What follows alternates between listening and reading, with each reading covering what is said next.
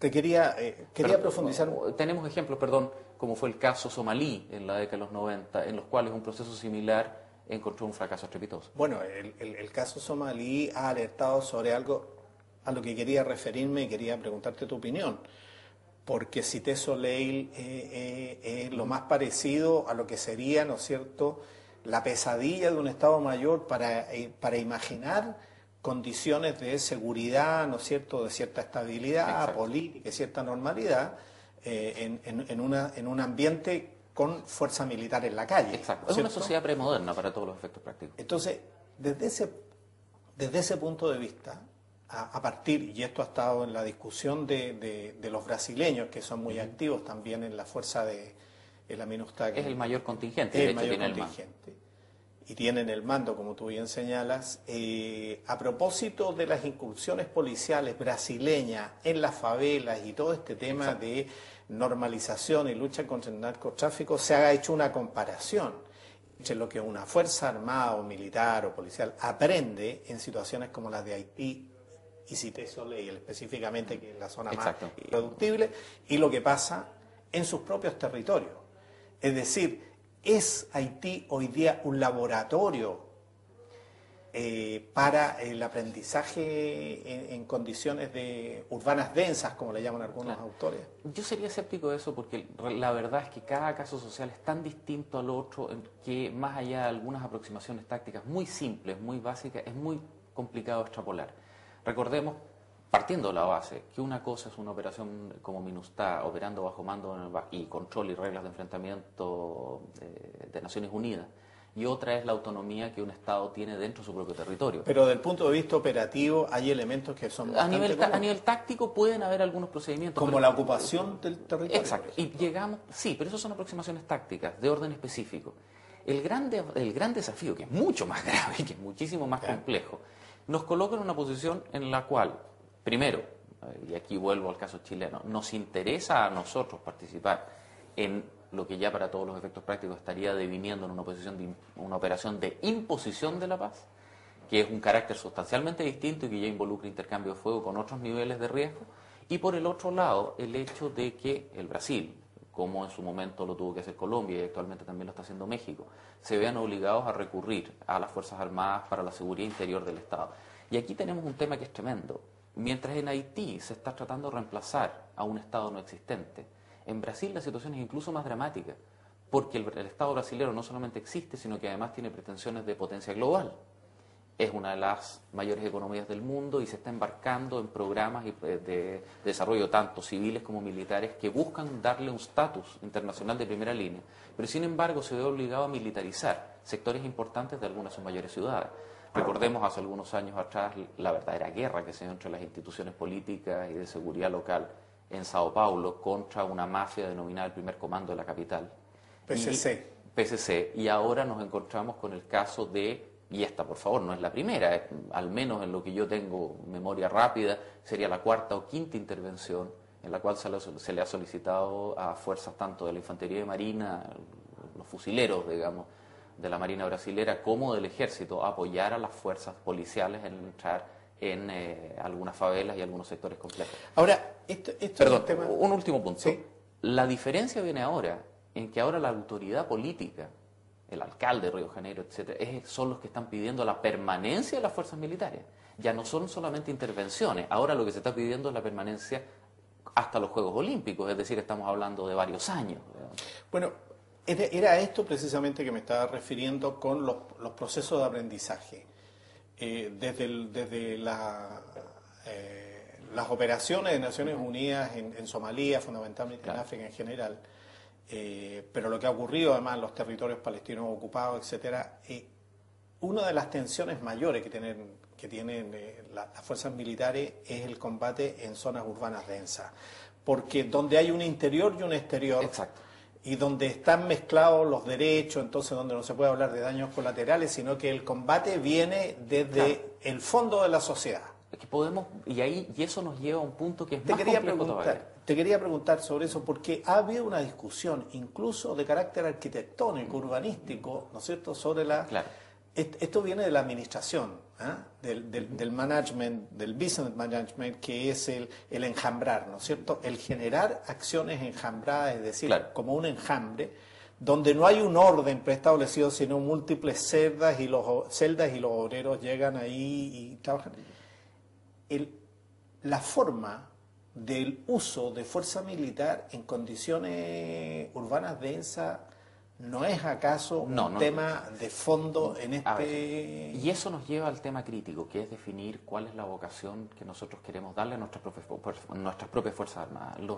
Las consecuencias, más allá de los resultados, las consecuencias para las Fuerzas Armadas de la intervención en conflictos irregulares y particularmente de la lucha, digamos, la guerra asimétrica y la lucha en condiciones políticas complejas, sin reglas de enfrentamiento claras, normalmente tiene precios extremadamente elevados.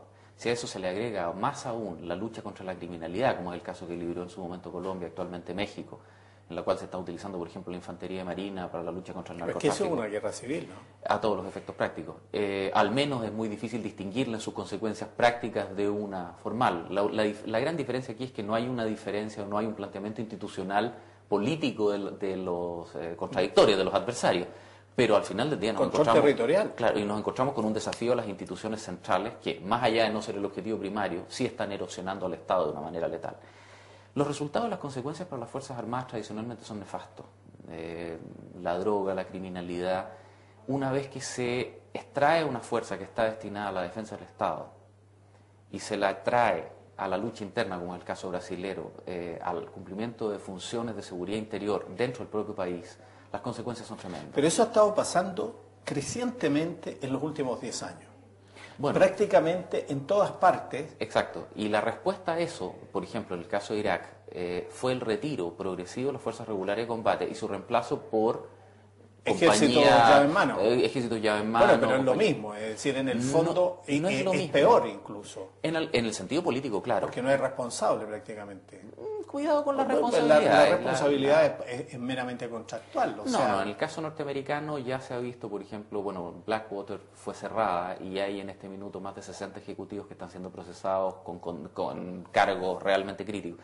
Hubo un momento en el cual empresas, por ejemplo, la sudafricana Executive Outcomes, en su intervención en Angola, posteriormente en Sierra Leona, efectivamente eran bandas de mercenarios al más puro estilo del siglo XIX.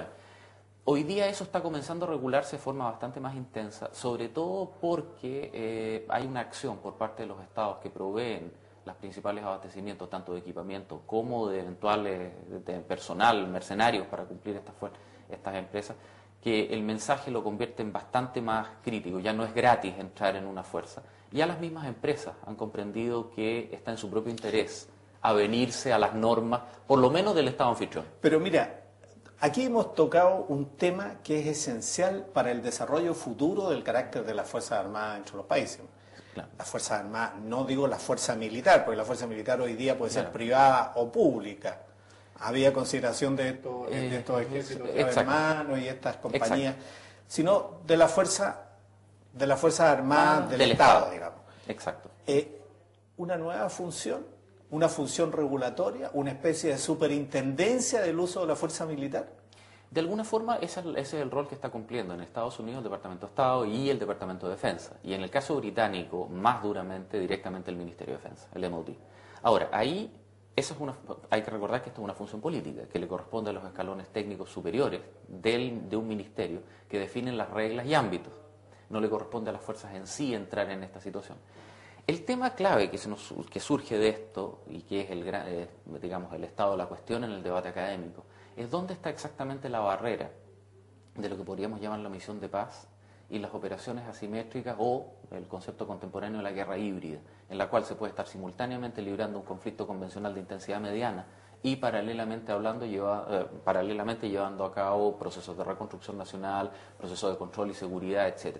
Los británicos, por ejemplo, consideran su intervención en Afganistán como un concepto de guerra híbrida, en el cual en algunos casos les toca enfrentar a talibanes que operan como formaciones convencionales, en otros como terroristas, en otros como guerrillas o fuerzas irregulares, en una tercera directamente como criminales, todo el tema del cultivo de la amapola, el opio, etc. Y finalmente la función de base, que es la reconstrucción nacional. Ellos plantean lo que llaman la conjuntez de quinto nivel, es decir, integrar dentro de un paquete de fuerza nacional no solamente la misión de paz en términos de la intervención de seguridad, sino que todos los estamentos paralelos destinados a la construcción de Estado. Pero qué interesante lo que tú señalas, y entonces, en atención a uno de los rubros más importantes del manejo de las Fuerzas Armadas, que es la adquisición de sistemas de armas, ¿dónde queda el conflicto estratégico? ¿En qué nivel queda? Porque hemos hablado de reconstrucción nacional y hemos hablado de guerra híbrida, con fuerte participación de la población y con situaciones que mezclan lo policial con lo...